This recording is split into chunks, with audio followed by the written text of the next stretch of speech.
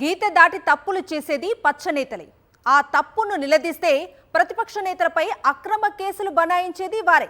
ఏపీలో red book రాజ్యాంగం ఎంత దుర్మార్గంగా అమలవుతుందో చెప్పడానికి ఉమ్మడి పశ్చిమ గోదావరి జిల్లా తణుకులో టీడీపీ గుండాల వ్యవహార శైలే తిరుగులేని ఉదాహరణ.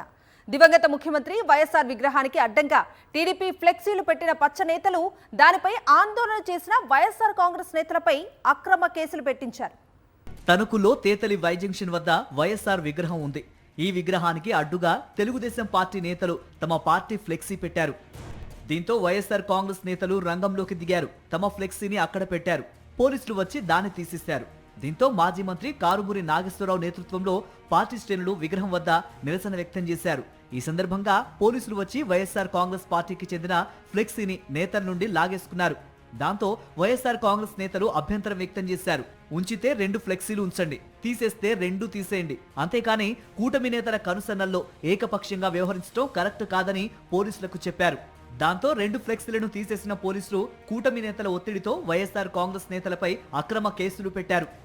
మాజీ మంత్రులు కారుమూరి వెంకటనాగేశ్వరరావుతో ఆయన ఏమనగా మా మిగతా నాయకులందరి మీద కేసులు పెట్టి మేము ట్రాఫిక్కి ఇబ్బంది కలిగించామని, అక్కడ 144 సెక్షన్ అమల్లో ఉండగా దాన్ని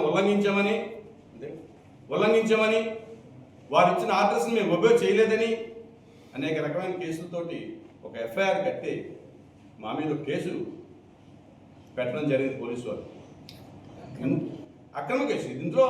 ఎందుకంటే ఆ రోజు ప్రత్యక్షంగా మీడియా మిత్రులు ఉన్నారు అక్కడ, ప్రజలందరూ కూడా చూశారు మమ్మల్ని. మేమేమైనా ఎవరితో గొడవ పడ్డామా, ఎవరో ఏ అధికారులైనా కానీ దూషించామా, ఏ అధికారుల మీద మేము ఒత్తిడి చేసి దౌర్జన్యం చేసామా, అలాగే స్థానిక కూటమి నాయకులతో కానీ ఎవరితో మేము గొడవలు పడ్డామా? మేము కోరిందల్లా మా నాయకుడి విగ్రహం దగ్గర మేము ఫ్లెక్స్ కట్టుకుంటాము, వాళ్ళు తీయించేయండి, లేదా ఈ గొడవ పెద్ద అవుతుంది అంటున్నారు కాబట్టి పోలీసు వారు 2 తీసేయండి అని మాత్రమే చెప్పాము. అది తప్పు కాదుగా. కానీ వాళ్ళ బ్యానర్ ఉంటుందంట, మా నాయకుడి విగ్రహం దగ్గర వాళ్ళ బ్యానర్ కట్టుకుంటారు, మా బ్యానర్ మేము కట్టుకోకూడదు. 2019 నుండి 2024 వరకు 5 ఏళ్ల కాలంలో వైఎస్ఆర్ కాంగ్రెస్ అధికారంలో ఉన్నప్పుడు తాము ప్రతిపక్ష నేతలను ఇలా వేధించలేదని, కానీ ఇప్పుడు టీడీపీ నేతలు రెడ్ బుక్ రాజ్యాంగాన్ని అడ్డు పెట్టుకుని అడ్డగోలుగా వ్యవహరిస్తున్నారని వైఎస్ఆర్సీపీ ఆరోపిస్తోంది. ఇది ప్రజాస్వామ్యానికి ఏ మాత్రమూ మంచిది కాదని హితవు పలికింది.